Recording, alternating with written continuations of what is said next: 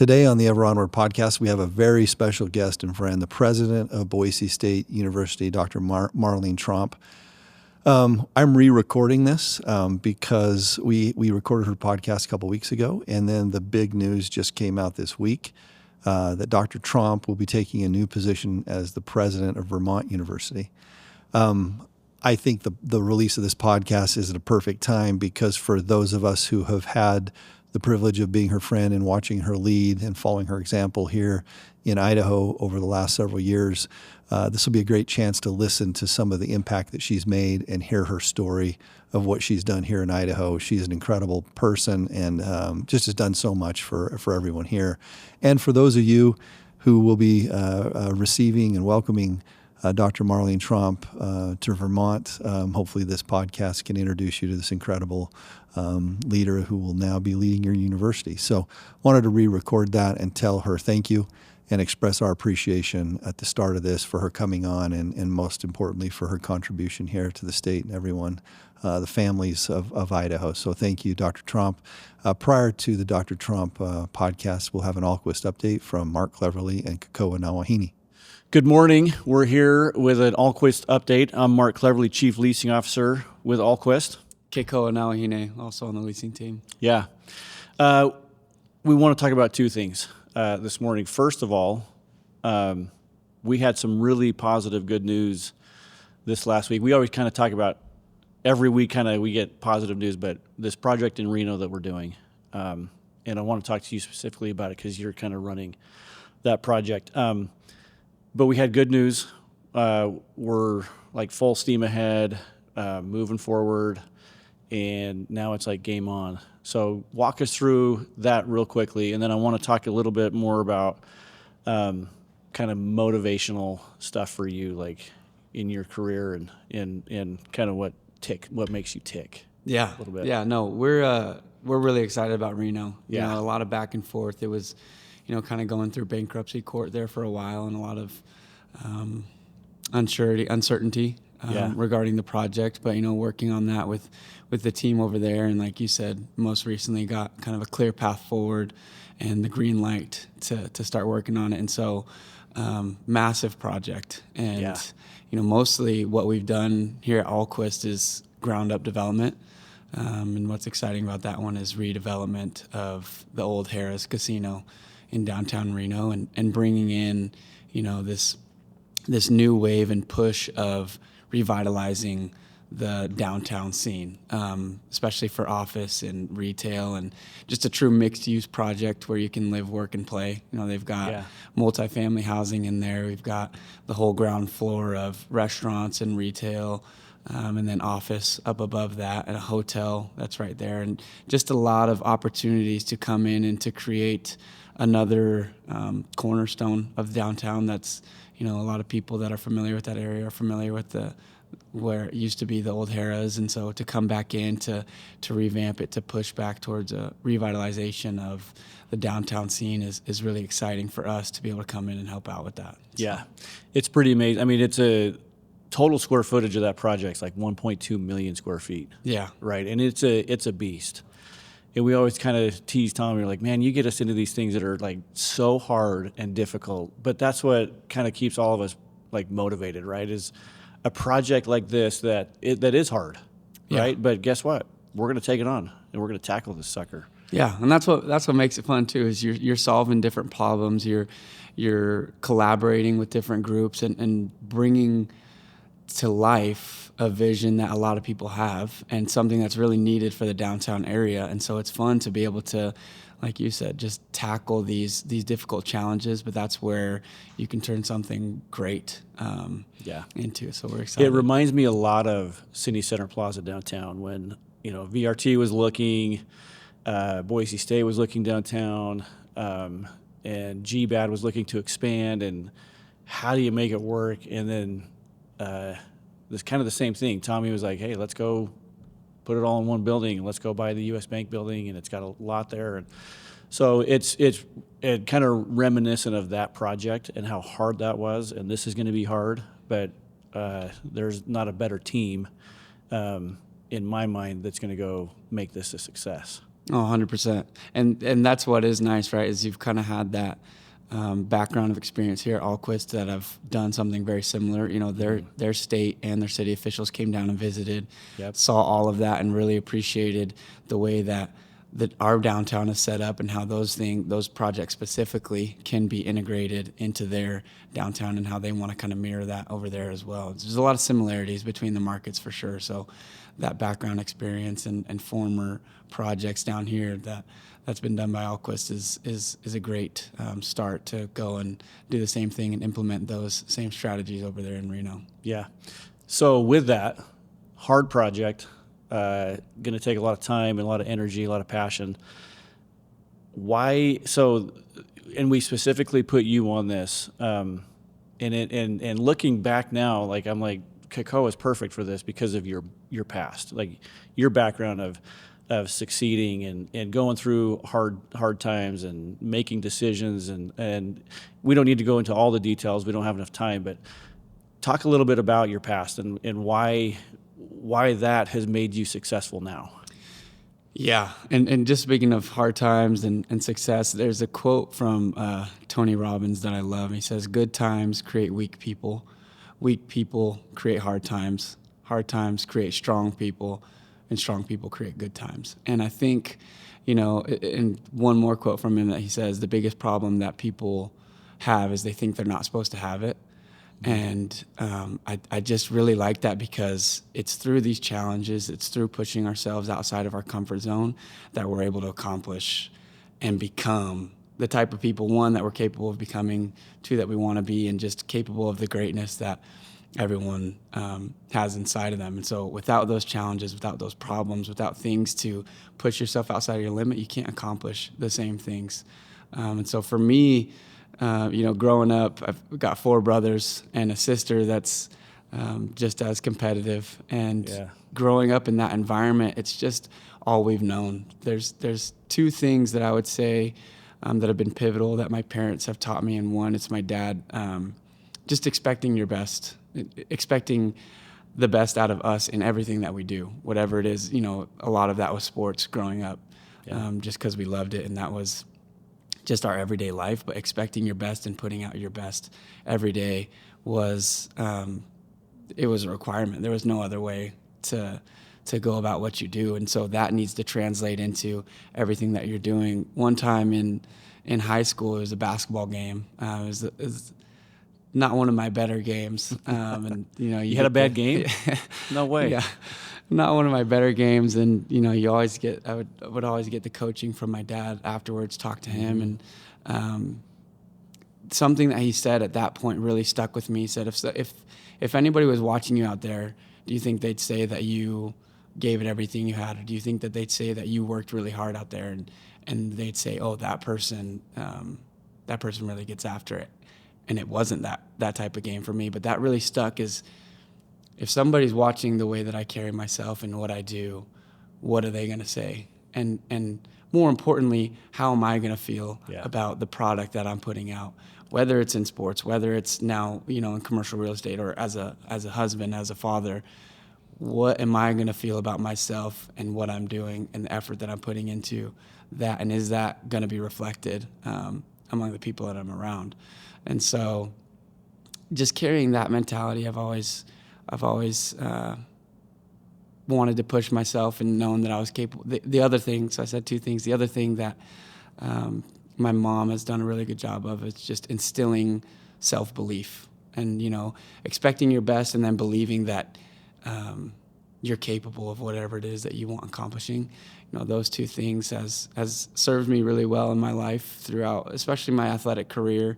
But just everything, the way that I approach it, I want to, one, know that when I'm getting into something, say this project for Reno now, for example, since we're talking about it, that the people around me have confidence to know that I'm going to put in everything that I can into the project, and then in myself as well, believing that this is going to be a success, that even though there's challenges and obstacles and different things that you need to figure out, there's a way to figure it out. Absolutely. And taking responsibility and control for everything that you have the capability of doing. There's a lot of things that are outside of our control, but what's within your control that you can give everything to, and approaching it with that type of mentality is really the way that I try to approach the things that I'm doing in life. Love it. Yeah. Love it. Well, it's gonna take a lot of effort down there in Reno. Yeah. But we know we're up for the task, right? It's gonna be awesome. We're excited for it. We are excited. Yeah, it's been great so far, and we're excited to see how it really comes together. It's crazy. People don't understand how much effort and work goes in behind the scenes before you even start to see construction going on and changes and tenants going in. So we're excited to see the project come together. Okay. Sweet. Thanks, man. All right. Thank you. Appreciate it.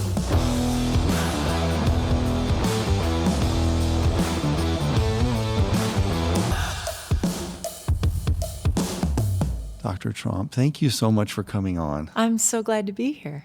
I was just saying, sometimes we have people on that we know pretty good, and sometimes it's all new, but I'm so excited to just catch up again and appreciate you so much. Thank you. You've been so kind to me. Huh. We've got some connections Yes. with your Finnish heritage. Yes. And my son spent some time in Finland, and you're always so kind to ask about him and how he's doing. And then I share my stories with him of your heritage, and there's that great connection. So thank you for always being so personal and kind. It's probably part of your leadership style. Well, and yours too. You are 7th president of Boise State. Yes, sir. I can't believe I was just looking at coming into this. This is year 6. 6. It's crazy, isn't goes it? by so quickly. Oh, and there's so many things I want to talk about today, but I did just want to start there with your leadership and the way you go about it, because I think connection and being present with the people you lead is part of what you do. Talk about leadership and how it's been important to you, and just being the president of the university and the responsibility, but I know you just love it. I do love it, and actually, it's a nice segue from that Finnish heritage to talk about it. So,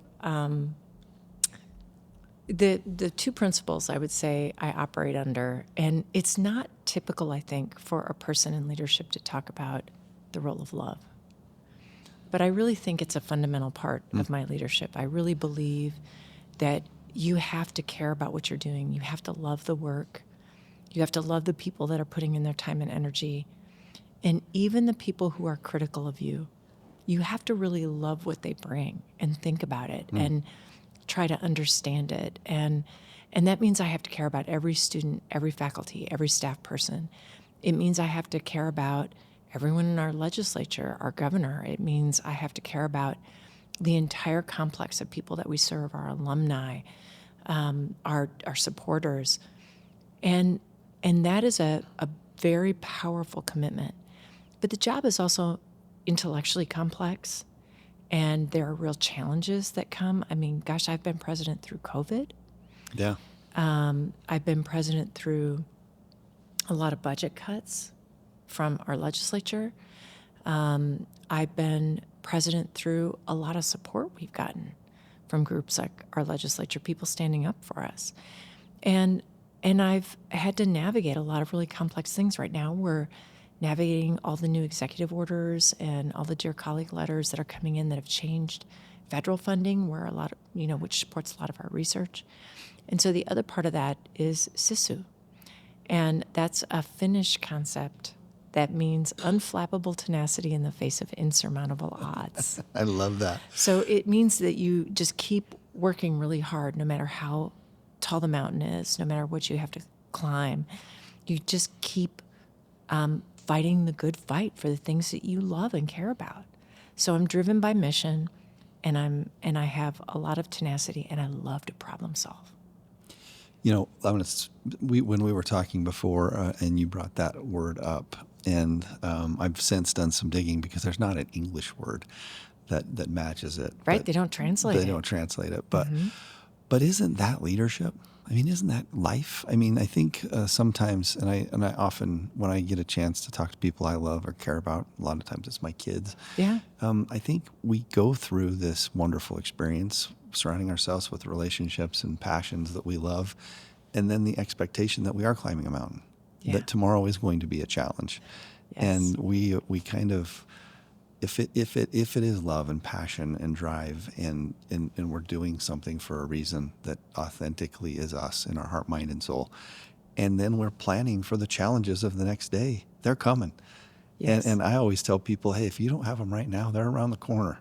That's right. I love the analogy of hay in the barn, right? Mm-hmm. Jim Everett said this last time when he was on, like, it's hay in the barn. It's there because I know I'm going to need it when times are tough. And I think that mentality is so refreshing that, hey, I don't know what's coming today or tomorrow because it's going to come, and I'm ready to do it. Now, I will say, in the world we live in now with budgets, and I mean, I think about your day-to-day being the CEO of a university and all of the sources of funds and uses of funds and how that changes. It's got to be a constant challenge. I mean, building buildings is pretty easy. It's like We do that too. you do that too, right? Yeah. There is the campus planning too, but it's, hey, where's the dollars coming in and how are we spending them? And it's pretty predictable.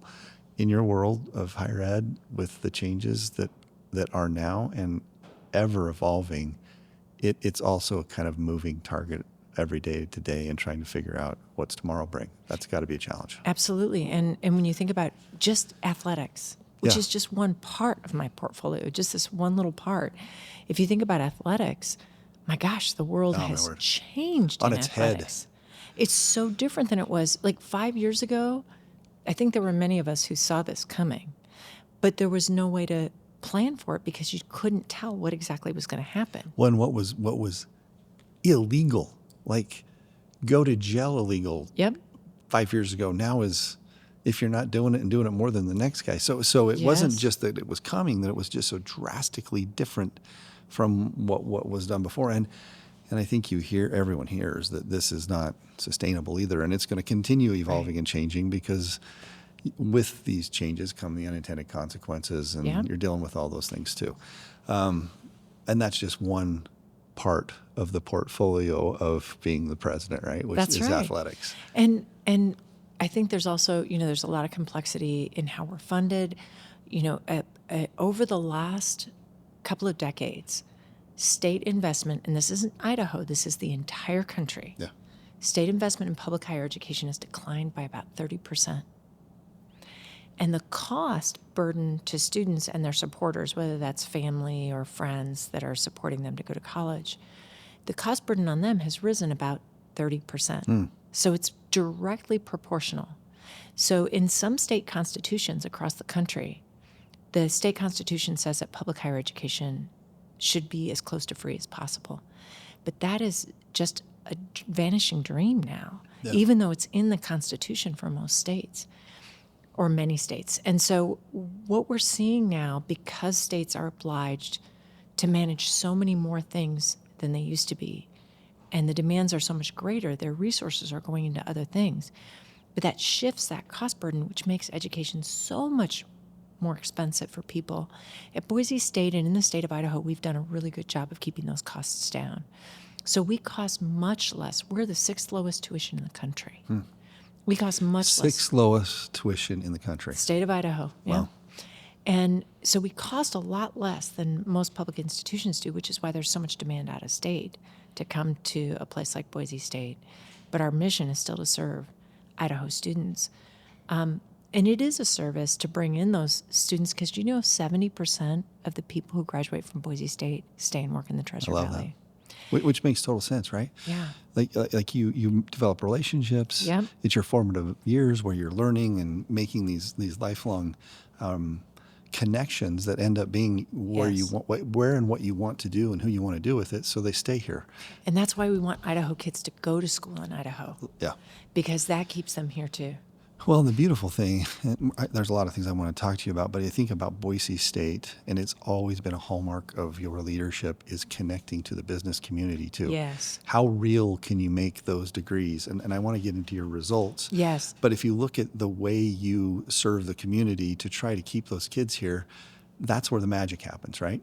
So Yes. if Idaho kids can see a line of sight through Boise State to Idaho jobs, that's the win for everyone, right? That's right. Because talent pipeline, I bring this up a lot, but when I was on like the United Way board 20 years ago and all of the things, we would always talk about where's the talent going to come from? Where's the talent going to come from? Well, you look 20 years ago at our median wages and where we were, and just the ability to keep our kids here for workforce. Yes. Now we have this boom, and you have all of these jobs and businesses coming here, and you have the ability now for our kids to say, oh, there are all my opportunities for jobs, and they're in my community. Yes. So then the connector is Boise State. The Yes. connector is, and there's where I go, and that's how I connect the community. I think you've done a masterful job. And talk about some of those results you've had of connecting Boise State to community, to these businesses, and some of the results. I mean, in the middle of a lot of challenges, just look at the data.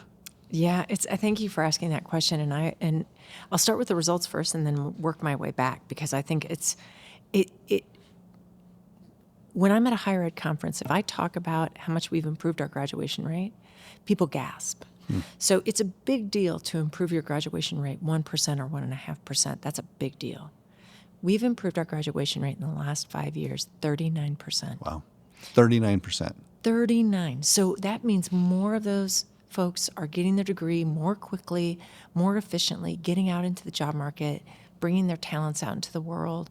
They're not spending as much money on their education because they're Which is really kind of the Idaho way, right? Absolutely. Like, how do I get from where I'm at to my job in an efficient way? Yeah. I'm not going into this tremendous debt we hear about in higher ed. Yes. And I'm into a job that connects my passions with my future and my ability to raise my family here. Yes. And one of the great facts that I always love to give about what it costs to go to Boise State for an in-state student. So when the chair of the San Francisco Federal Reserve, Mary Daly, came and toured the state of Idaho, she asked kids, why aren't you going to college? And they said, well, because I have to buy a pickup truck. So we looked at the data. So 52% of students who go to Boise State have $0 in federal loan debt when they graduate. Zero. It's unbelievable. And of the students who do, so just that other percentage that do have some debt, their debt is less for all 4 years than $20,000. So what that means is you could buy a pickup truck and a half with the amount of money that it would cost you. In fact, I looked up what vehicle costs that little. It's a Mitsubishi Mirage, my friend, and it is the least expensive vehicle on the market now.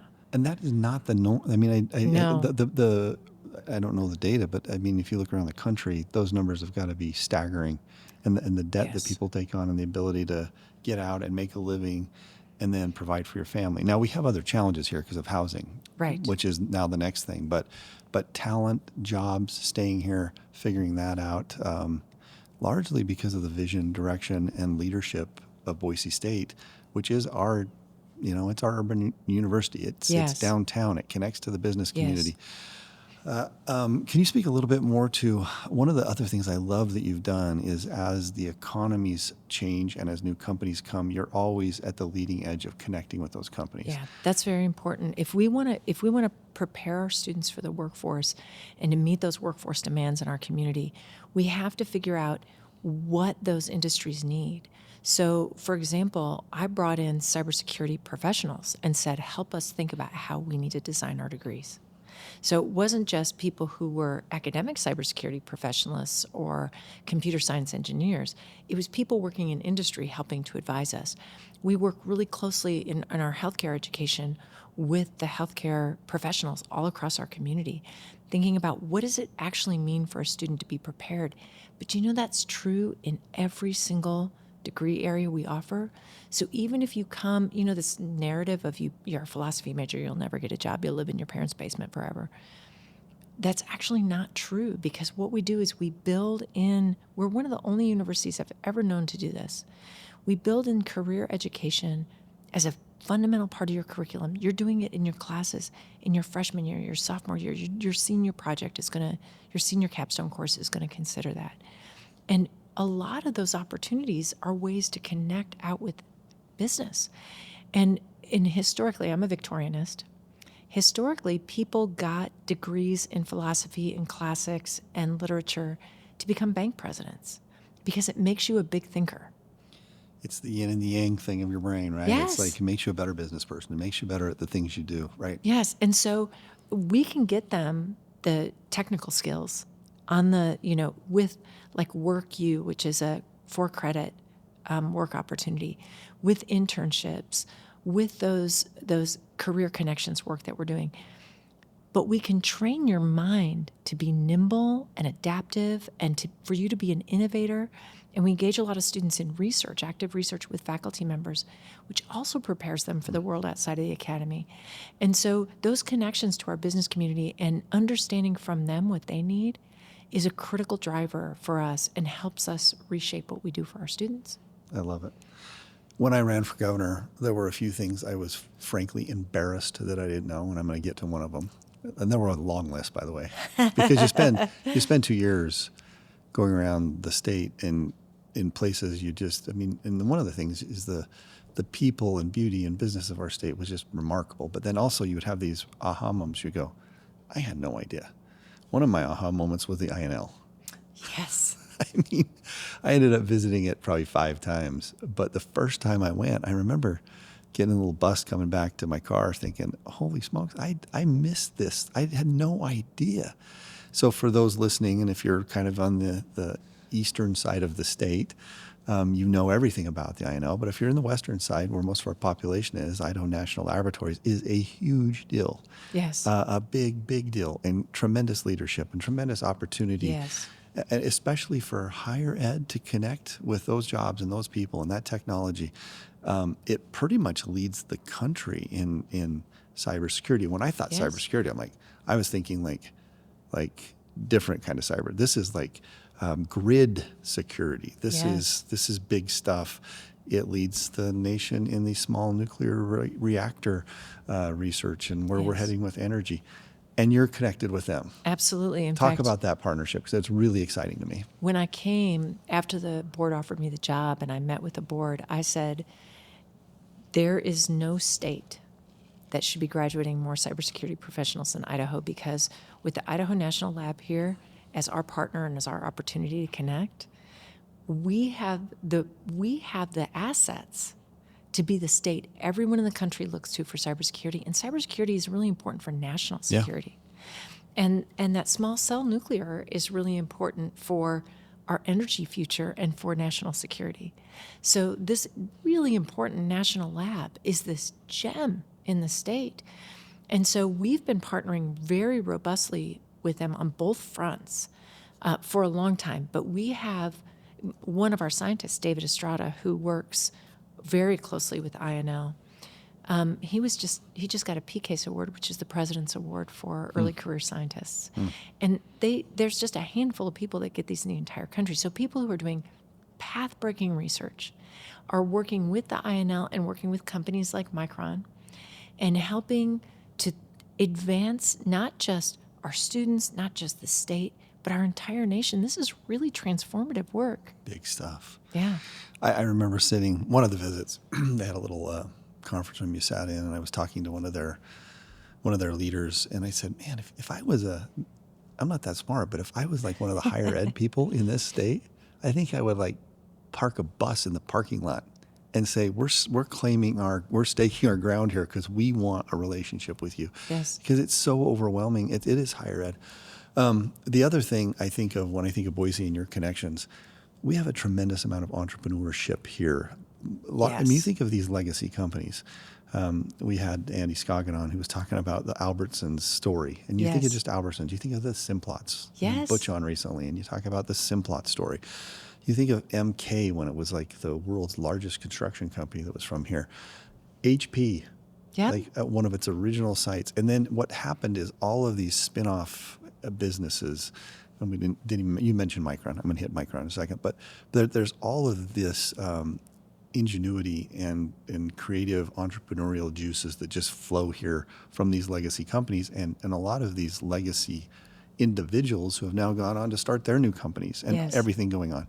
And I just love the way you're plugged in with all of that here. Yes, and in fact, it's one of the things I love about the West is that entrepreneurial mindset. And Boise State has been repeatedly ranked in the top institutions in the country, voted by our peers for innovation over and over and over again. And it's partly because we think like our community and our business community think, which is, how do we think outside the box? How do we make something better and new? We don't want to ask what anyone else has done before. We want to do what's going to work better. And so it's that scrappy, creative, trailblazing mindset that characterizes the West, that also characterizes the university, and that's part of the reason it's such a good fit. Those are such good partnerships, and we want to know about all those companies. I've created 2 new positions even since my arrival. One that helps our faculty get out and do that engagement and support their research and scholarship, bringing it to these businesses and helping them get better and understanding what kinds of questions they're asking. And another one to build a kind of partnership that allows us to get our students into those places. And so it's about, how does the university become increasingly integrated and engaged? It's so important. And what I love about it is, again, you go back to what is the impact of that on the families Yes. of Idaho? Yes. It's very personal. I mean, the fact that you Yes. can go to Boise State and have line of sight to those jobs and be plugged into these careers, and I know this is probably wherever you grow up, well, this is the great thing. I want to stay here. I want my kids to stay here. But it is true for the families that are here. And for so long, it was like, how do we get them back? Where do they go? And it just seems like Boise State, in the middle of a lot of growth. I mean, we have had explosive growth. Yes. It has been the partner at the core from a higher ed thing saying, we are here to solve these problems and to help the families of Idaho. Pretty unique during this Well, explosive growth. And I'll tell you what, I think everybody wants their kids to have their grandkids right there in their home state so they can all be connected to each other, right? That's that dream of having your extended family and being able for a young person to start their family and be able to have their own parents watch their kids, which is what my mom did for me. That's an amazing thing to have that family connectivity. And it's part of the reason actually that we built the Community Impact Program, which reaches out into rural communities, asks the business community, local government, nonprofits, and community members, what do you need? And then we build that to spec for that community, and we bring the university to them. And that allows people to stay at home, because there was this fear for a long time of that kind of brain drain, into the city. So if you live in Burley, do you worry about your kids going to Boise State because you're afraid they're not going to come home? And we also created a program called a Hometown Challenge, which has young people, when they're working on their degree, we support them to go home for the summer so they don't have to get a job at Walmart or something here in town. They can go home and work with their local mayor's office or a local business and bring those talents that they're getting so they can envision themselves moving back home. So we're working really hard to think about, how do we help people across the state thrive and keep our communities healthy? I love it. Tremendous amount of work. I mean, I'm just sitting here as I'm talking to you, and I'm thinking about, it makes you tired. If you think of all the ways you're reaching out to connect Idaho communities, families, businesses, and trying to be the glue that kind of does that. But it's tremendously rewarding too. So rewarding. And I'll tell you what, my favorite day of the year is commencement, which is coming up. Yeah. And my second favorite day of the year is when students come on campus for the first time and it's orientation. Because what I see in both of those moments is, here are people about to change their lives. Yeah. And it's honestly, I think, the best job a person can have in the world. Right? Being a doctor's pretty good, Tommy. It was pretty good. I left it, but it was pretty good. This is really good stuff. Hey, I do want to, you mentioned it, but I want to go a little deeper on something. I mean, since I've known you, talk about your mother. Oh, thank you. And I know, I just really want, I think the true mark of a person is how they care and love for the people around them. And I think when you get a glimpse into someone that is an example of that, it's impactful. And I think you've impacted me as I've been able to watch since I've known you. You care and love for your mother. Tell us a little bit about that. And I know it might be a little tender, but I just feel so blessed. So when I was a young professor, I got a call from my mom. She and my dad had retired to Florida, and he was in the hospital, and she didn't know why. So I jumped on a plane and I flew down, and I found my dad at a hospital, and he had was getting a lung biopsy, but he was afraid to tell her because he thought it would scare her, and he hoped it would be nothing. And his lung had collapsed, and they kept him. And so I said to my mom and dad, turned out he had cancer, and I said to my mom and dad, will you just come and live up with me? So I moved them to where I was so I could care for my dad. He passed away when I was pregnant with my son. And I just moved my mom in with me. And I felt like all they had given me, all the love they had shown me, the opportunity they'd given me to go to college, which was a big stretch for my dad as a coal miner and trona miner. you grew up in Wyoming, right? I did in Southwest Wyoming. And my dad worked for PP&L, which Lisa, our wonderful CEO of Idaho Power, tells me is something like 50% owned by Idaho Power. So my dad was power in Idaho when I was growing up. And I've been blessed to have my son grow up in a house where my mom was there every day. And my mom lived to the ripe old age of 96. But I cared for her for the last 20 years, and she had Alzheimer's. And as the disease progressed, she did experience some difficulties, and I just felt so lucky to be able to hold her hand every day and tell her how much I loved her. And she was so proud of the work that we were getting to do here, and I brought her to commencement, and it was her first commencement ever. And you know, I talked about how nobody gets through college on their own. You always have community that's taking care of you and loving you, and that my mom made it possible for me. And I asked the students who were graduating to think about and recognize the people that made it possible for them. And then the camera panned over, and my mom was there, and the crowd just went nuts because, you know, here was this beautiful woman who had made my life possible right there before them. And I had a dozen roses for her that I brought to her. And I have people stop me on the street still years later and say that was so impactful for them. But I also brought her to football games, and she got to get up on the platform by the student section, and the students would cheer for her. And I felt so lucky to give her those experiences, and so blessed that my son got to grow up with his grandmother right there in the house. So for me, family is such a high priority, and I would have done anything for my mom. Well, and for me, I got to tell you publicly, like, one of the things, being in healthcare and having family and friends that have cared for a parent with Alzheimer's, it is not easy. Like, easy's not on that list, right? Yeah. And in all of the time that I watched you care for her, Marlene, like, the fact that you always would smile and share the love with gratitude and never once not even a teeny bit, say anything that was hard, it's a tremendous example to me, because I'm probably not the guy that I would be complaining. I just am.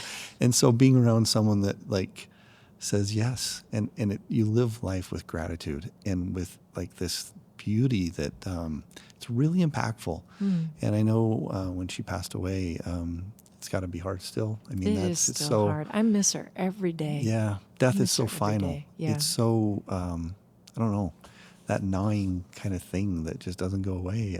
It doesn't ever go away because you just miss them. Yeah. Well, and not to get too personal, but I know you're now taking care of your sister. I am indeed. My sister was, just a few months after we lost my mom, was diagnosed with incurable brain cancer. And so the day she called me from the hospital, she had gone in thinking she was dehydrated. And they were suddenly admitting her into the ICU. And she called me, and she lived in Florida at the time. My family evidently likes to retire to Florida. And so I got on a plane and flew down there, and I just brought her home with me when her surgery was done.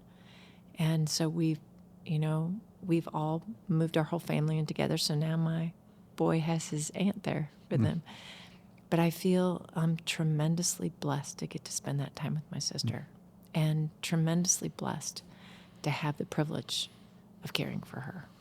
Well, and I appreciate you sharing that, because I think sometimes with very strong leaders in very big positions, and we kind of look at them like they're superhuman, and I think that vulnerability of talking about the challenges, that require that sisu, right? Yes.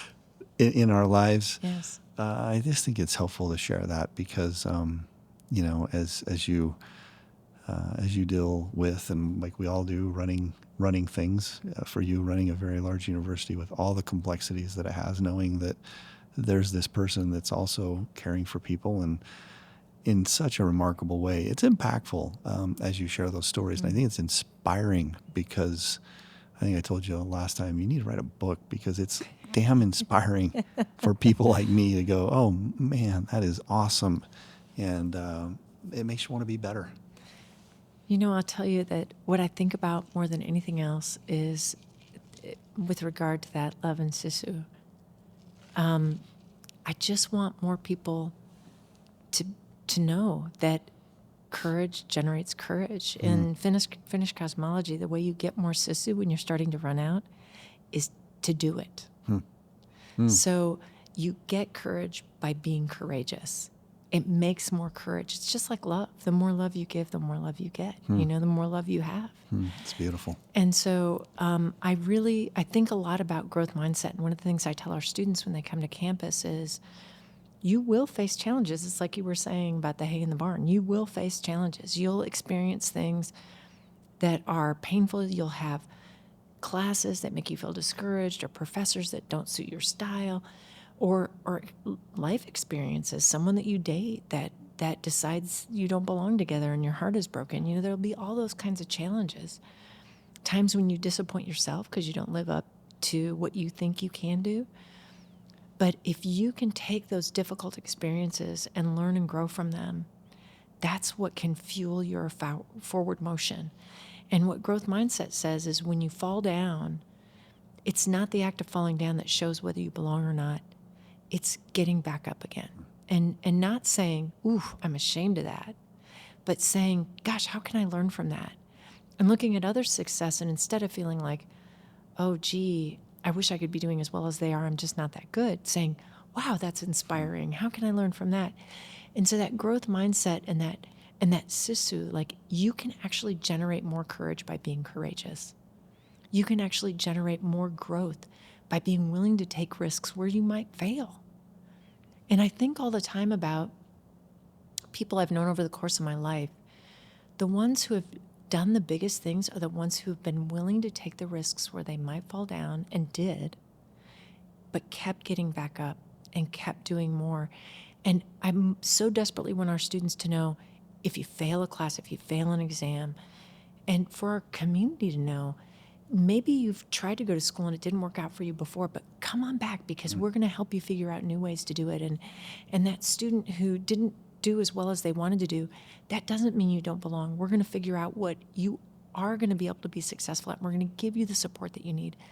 And so I really think it's all of life, right? There's hardship everywhere.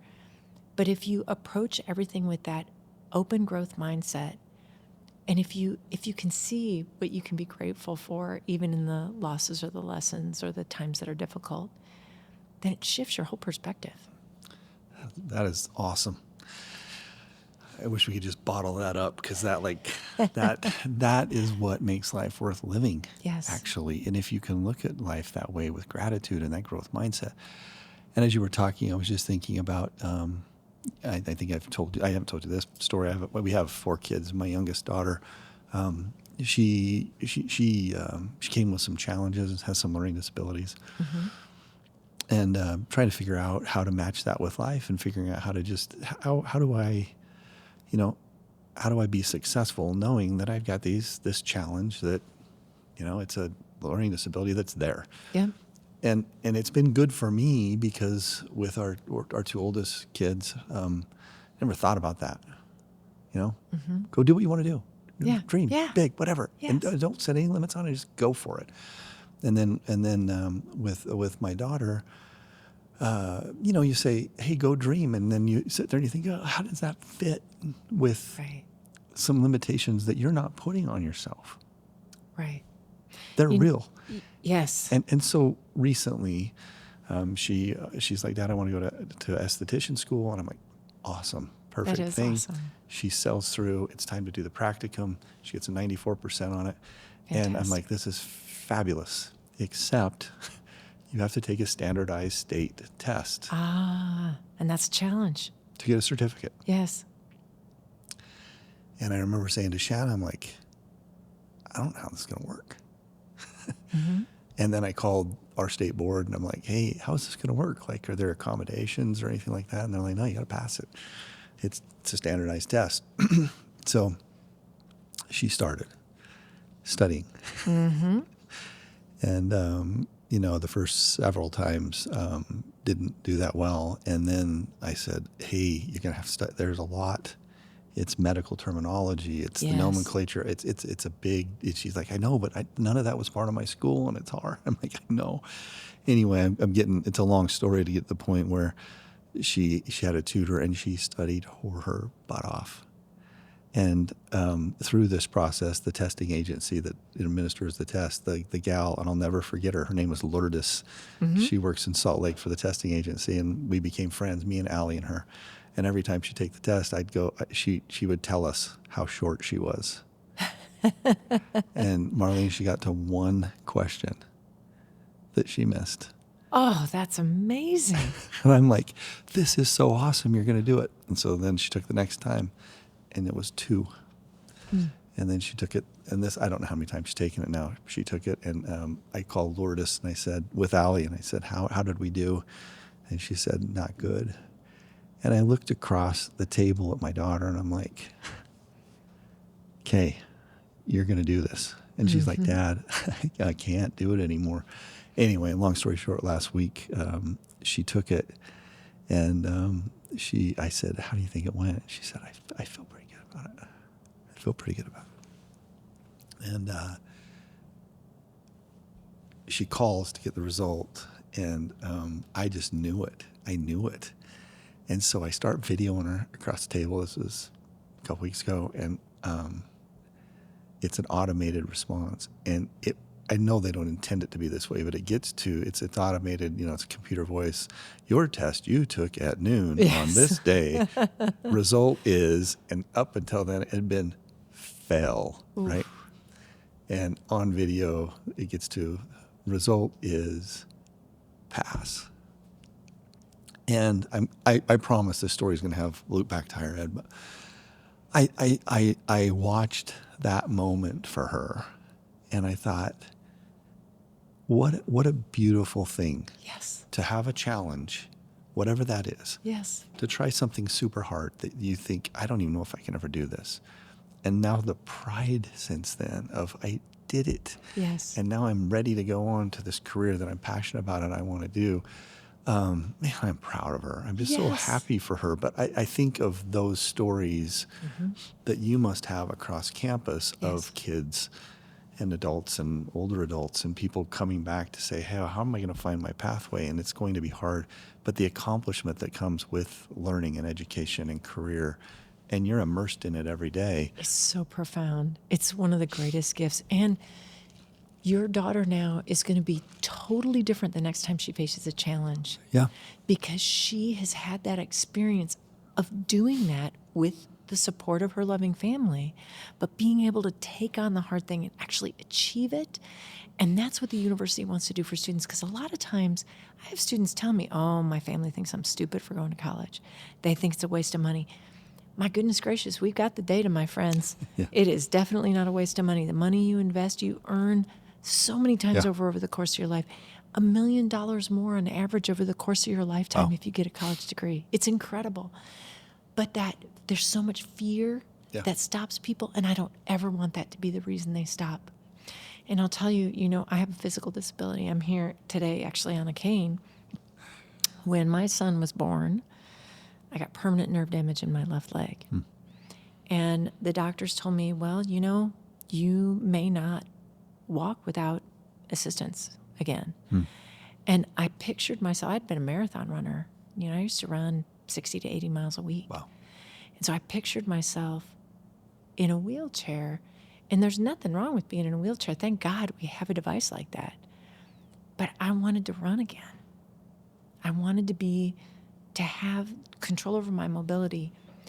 And so I spent a good long time working very hard, and it was very frustrating. I remember being in a PT studio where they had a little wooden staircase that was just 2 steps. So you could practice going up steps. And I could not get my left leg to lift up on that thing. And my toe would just hit the base of that staircase over and over again, no matter how much my brain told it to lift up. And I was in labor for 3 days, which is kind of a long time. So they think we know it destroyed my femoral nerve in my left leg. So as a consequence, even though I'm able to move pretty fluidly, and most of the time nobody would ever know, if I sit too long or stand still for too long, that leg just gives way because it's putting too much pressure on that one muscle group in that one area where there's no nerve. And so I've taken a couple of bad falls lately as that leg is given out.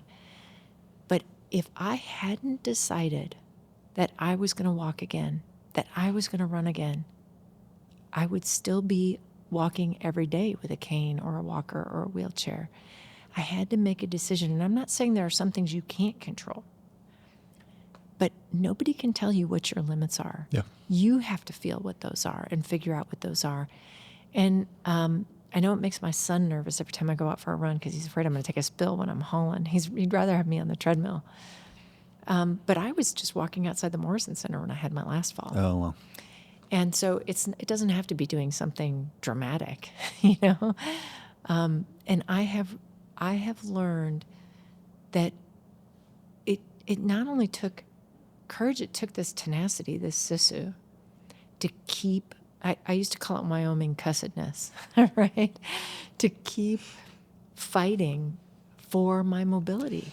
I love, as we're talking, I love the Finnish, and we didn't really go into it, but the Finnish heritage, which is rich and deep Yes. and gives you all these great things. And then you put the Wyoming in that.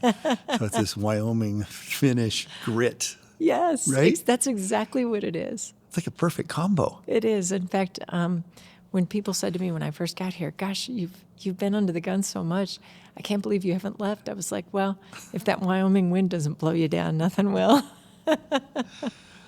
Oh, that's great. What are some things you're looking forward to? This is going by really fast, but what's the future for Boise State? I know there's a lot.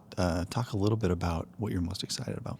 Do you know we develop incredible new degree programs all the time, and that's the innovation of our faculty, working with industry, working with nonprofits, thinking about what we need to build for the future. So we have all these new degrees rolling out and new schools rolling out, and incredible things like our School of the Environment, which is this very interdisciplinary program, brings people together from all across the curriculum.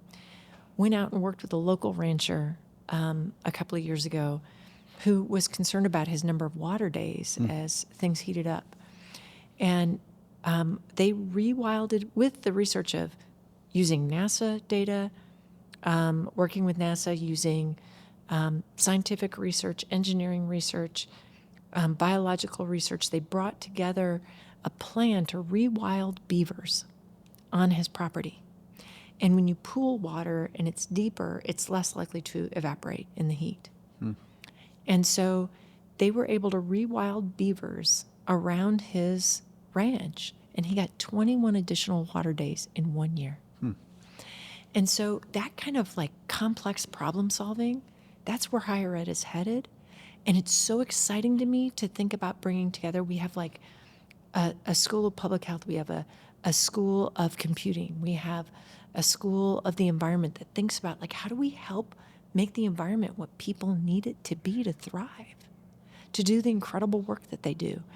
And these really complex, rich programs, that's very exciting to me. What's happening with Bronco Athletics is very exciting to me. We were the first group of 5 school to compete in the college football playoffs this year. What a great year. What a right? great year. And Oh here my we are, gosh. poised to go to the Mountain West Championships in men's basketball and women's basketball, and waiting to see if those teams make it into the tournament. And men's has been the last 3 years. It's really exciting.